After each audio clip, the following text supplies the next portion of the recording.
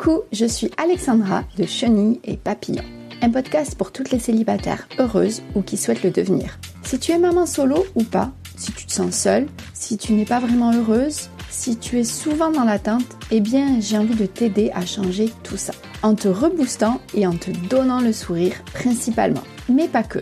Dans ce podcast, je te partage mon expérience, mes astuces, des exercices qui m'ont permis de mieux vivre mon célibat au quotidien.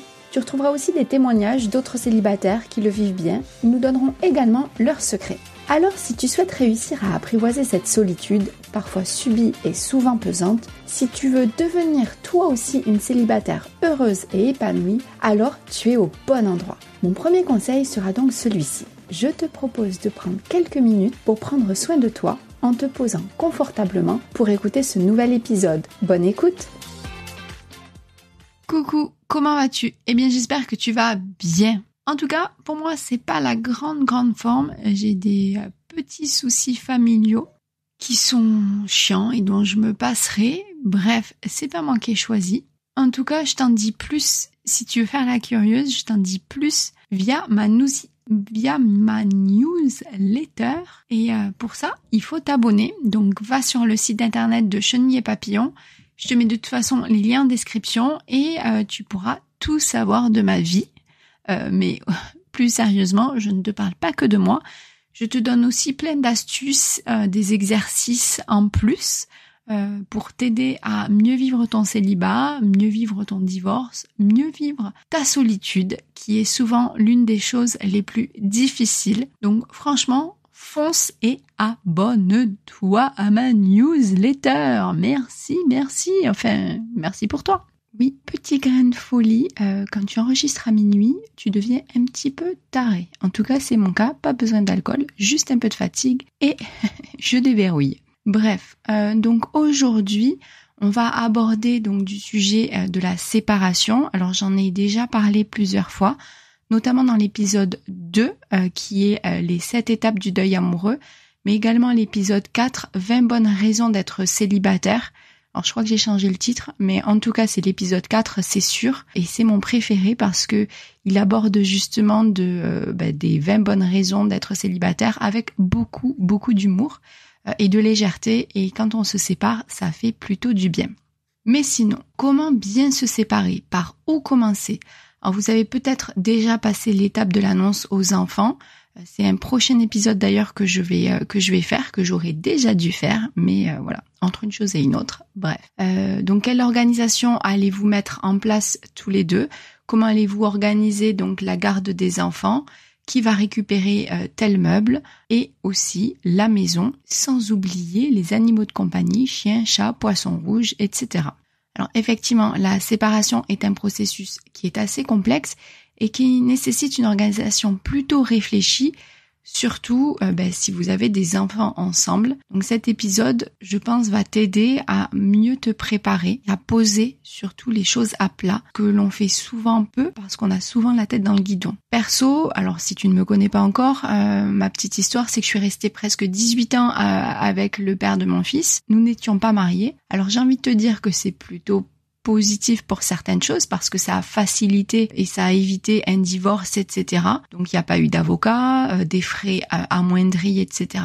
Mais en même temps, ça implique qu'on a dû gérer ça tout seul, sans partie extérieure, sans jugement du tribunal. Alors ça aurait peut-être permis de clarifier et de répartir convenablement les biens matériels, mais aussi au niveau de la vente de la maison, je me serais peut-être fait un petit peu moins avoir. Et puis on aurait mis à plat également et posé un cadre concernant la garde de mon fils. Parce que quand tout va bien, j'ai envie de te dire que c'est cool.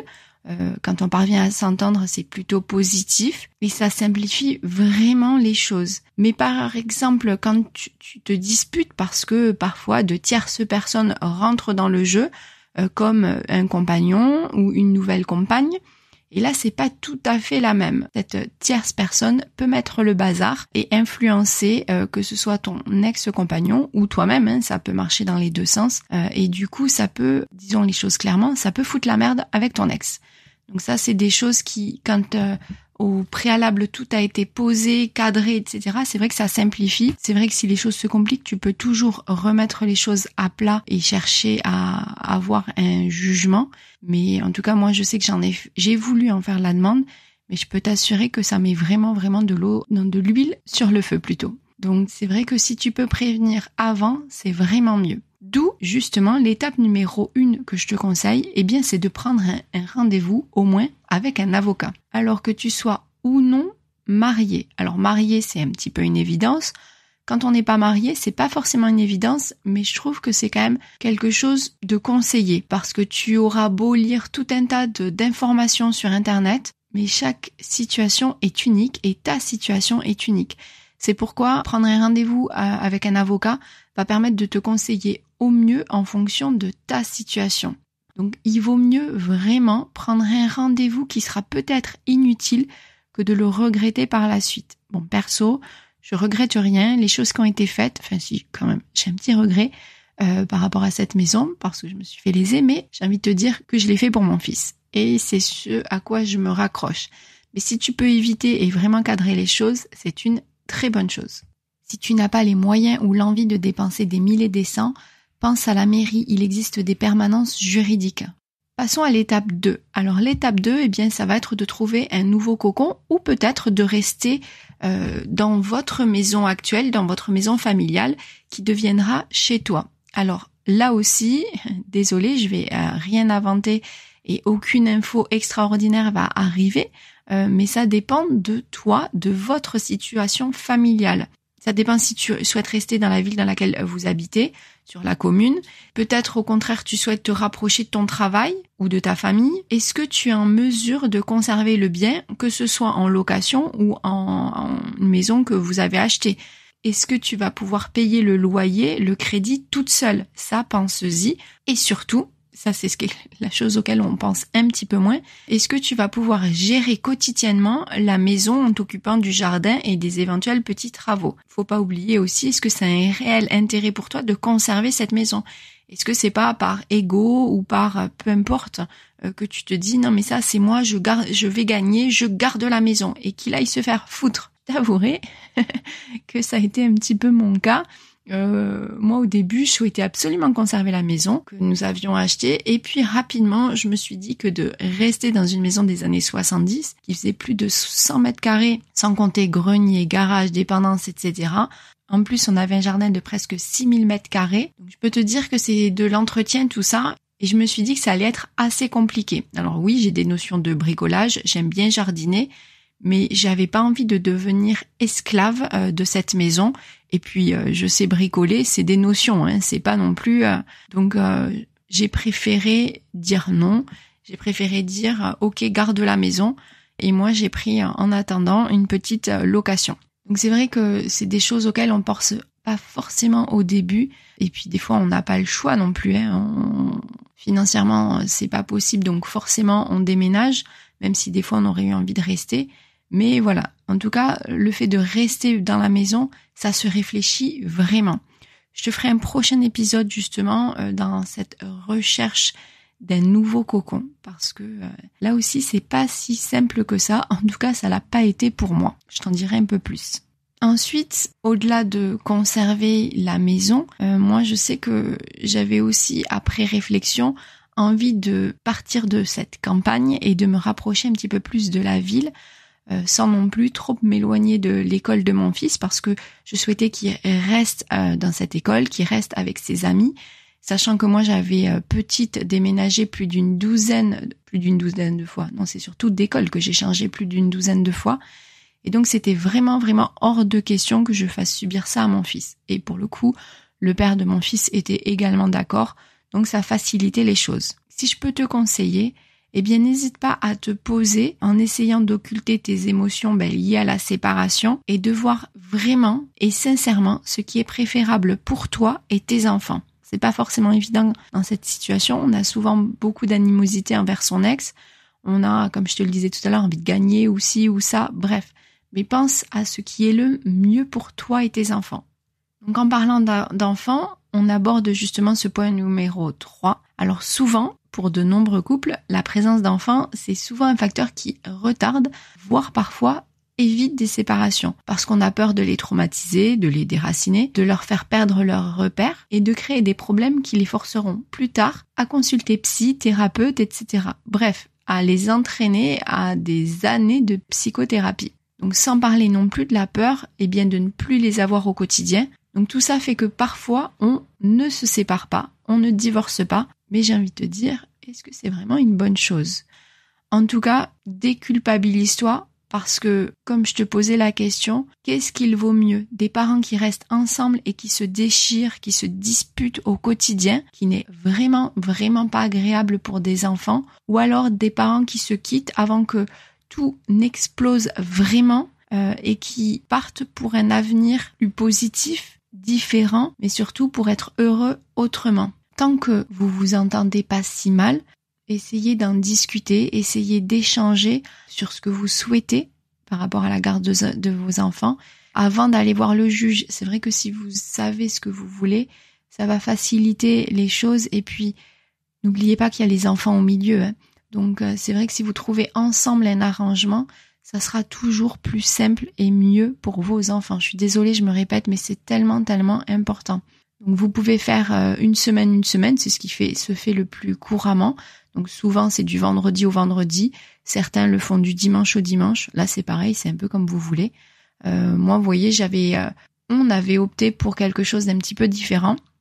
Et on avait consulté notre fils aussi qui à l'époque avait 8 ans. Et nous on avait choisi la moitié de semaine. C'est-à-dire qu'il venait chez moi du dimanche soir au mercredi matin. Puis donc il allait à l'école et ensuite du mercredi soir au samedi matin il était chez son père. Et évidemment après on faisait un week-end sur 2. On a changé un petit peu les choses seulement l'année dernière et encore pour des raisons de sport. C'est un mode de garde qui est pas très commun. Moi j'avais vu ça auprès d'une amie qui avait mis ça en place avec son ex et je trouvais que pour les enfants comme pour nous d'ailleurs ça faisait beaucoup moins long. Après, sache qu'avec ce mode de garde, les semaines défilent sacrément vite. Surtout que moi, j'avais pas mon fils en fin de semaine, donc ça me laissait le champ libre pour sortir les mercredis, jeudis, vendredis. Donc je suis pas mal sortie à ce moment-là, mais les semaines défilaient sacrément vite. Alors je ne me répéterai jamais assez, mais n'oublie pas que vous restez un couple parental, même si vous n'êtes plus un couple amoureux, vous resterez toujours des parents. Et l'idée, c'est toujours de mettre au centre vos enfants. Alors, je sais que c'est jamais facile. Moi, la première, j'ai fait de la merde parfois. Mais c'est vrai qu'il faut essayer de se le rappeler quand ça nous monte un peu au nez. Je sais pas si ça se dit ça d'ailleurs. Ouais, bref. Pour l'étape 4, on parle des animaux de compagnie. Et oui, aujourd'hui aussi, pour les animaux, il y a des gardes alternées qui se mettent en place.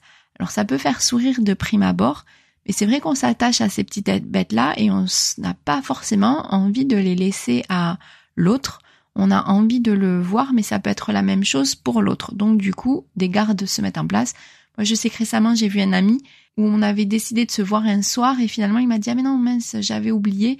C'est la semaine où j'ai mon chien et donc je veux pas le laisser toute la journée tout seul, plus toute la soirée tout seul, donc on décale. » Donc pensez à ce qui est vraiment le mieux pour les animaux en tenant compte de leur routine, mais j'ai envie de vous dire de votre routine aussi, selon vos horaires de travail. Si par exemple, Monsieur X fait des horaires de dingue, c'est peut-être pas forcément une bonne idée qu'il garde l'animal, ou à contrario si c'est toi. Les animaux sont sensibles au changement et il est important de prendre en compte leur bien-être dans cette période.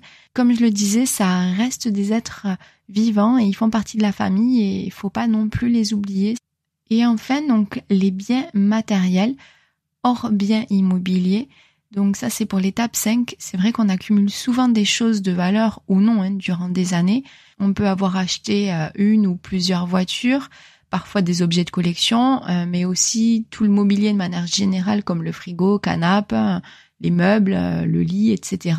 Et tout ça, il va falloir penser à le lister et à mettre un nom devant qui prend quoi. Alors il faut savoir que du point de vue légal, Seuls les couples mariés sans contrat de mariage doivent partager à part égale la valeur totale des biens qui leur appartiennent. Mais quand c'est pas le cas, que c'est en union libre, eh bien ça dépend de qui a acheté quoi. Alors perso, je savais que j'allais un petit peu y laisser des plumes, et notamment l'apport que j'avais apporté dans l'achat de la maison. Mais du coup, c'est vrai que j'ai anticipé un petit peu et je dois avouer que j'ai pris pas mal de mobilier. La seule chose en tout cas que je n'ai pas touché du tout, c'était la chambre de mon fils. J'y ai laissé tous ses meubles.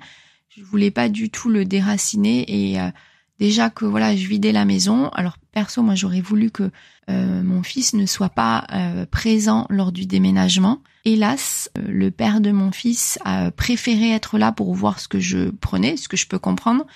Mais vraiment, on aurait dû faire garder notre fils parce qu'il a assisté à ça. Alors, c'est vrai que j'ai jamais eu vraiment l'occasion d'en reparler, mais je pense que c'est pas forcément une très très bonne chose que les enfants voient tout ça. Alors oui, ce sont des étapes qui restent difficiles, qui ne sont pas simples, et que tu sois quitté ou que tu aies quitté ton ex. Parce que souvent, on croit que parce qu'on quitte, on est plus fort ou c'est plus simple. Non, rassure-toi, tu auras des moments de tristesse, des moments de doute, des moments difficiles aussi. En tout cas, peu importe, émotionnellement, c'est toujours compliqué. Alors, idéalement, en prenant le temps de vous poser tous les deux, de pouvoir en discuter calmement, cela va permettre de réussir votre séparation, votre divorce. Et cela n'est vraiment, vraiment pas donné à tout le monde. Donc, essayez de vous donner en tout cas, cette chance-là, si je peux le dire ainsi. Si c'est toi qui es quitté, n'oublie pas une chose, surtout si vous avez des enfants ensemble, de penser à l'intérêt de vos enfants. Je sais, je suis désolée, je l'ai dit 50 fois dans l'épisode, mais c'est tellement, tellement important. Alors, si tu as été trompé, il ne t'aime peut-être plus, vous êtes arrivé au bout de votre relation, tu as probablement beaucoup de rancœur et franchement, j'ai envie de te dire que c'est tout à fait normal. Mais essaye vraiment de mettre ton ego de côté pour tes enfants et indirectement pour toi aussi parce que tu vas te bouffer la vie sinon. Et rassure-toi, si tu as vraiment fait des crasses, la roue tourne, ne l'oublie pas. Quelle que soit ta situation, que tu aies quitté ou que tu sois quitté, c'est souvent un mal pour un bien. Alors tu ne le vois pas forcément maintenant, mais tu vas le voir d'ici peu, tu vas retrouver ton sourire, ta bonne humeur. Et en te voyant aussi belle, aussi forte, sans lui, il va le regretter peut-être, mais là, ça sera plus ton problème, j'ai envie de te dire. Nous les femmes, quand nous passons à autre chose, c'est souvent définitif. Ça prend du temps, mais quand c'est décidé, c'est décidé. Je t'assure que tu vas trouver bientôt des choses positives à ta séparation. Et d'ailleurs, si tu souhaites un peu d'aide, n'hésite pas à écouter l'épisode 3. Tu es célibataire, divorcé, séparé. Quelle chance! Tu y découvriras justement comment faire un pas de côté et voir les choses un petit peu différemment.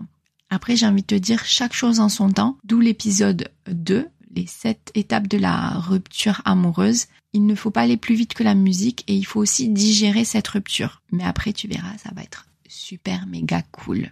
Et sinon, la semaine prochaine, j'aurai le plaisir de te faire découvrir Stéphanie, qui est home organizer et qui va justement t'aider à préparer tes cartons.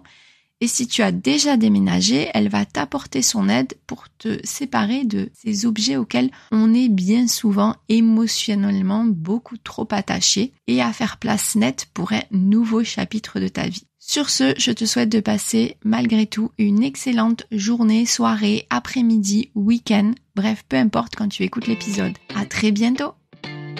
Merci d'avoir pris le temps d'écouter jusqu'au bout l'épisode. J'espère que cela t'a plu, t'a aidé et peut-être même reboosté. Si c'est le cas, alors n'hésite pas à soutenir le podcast en t'abonnant pour ne rater aucun épisode et en mettant 5 étoiles car cela va me rebooster à mon tour pour continuer et te proposer d'autres épisodes. Et si tu penses que cela peut aider d'autres personnes, eh bien n'hésite pas à le partager autour de toi. Tu peux me retrouver également sur les réseaux sociaux, Insta, Facebook. Si tu le souhaites, tu peux t'abonner à la newsletter également pour recevoir régulièrement des infos, des astuces pour mieux gérer ton célibat au quotidien et continuer ta quête du bonheur et devenir une célibataire heureuse et épanouie. Tous les liens et infos sont dans la description. Je te dis à très vite pour un nouvel épisode. À bientôt!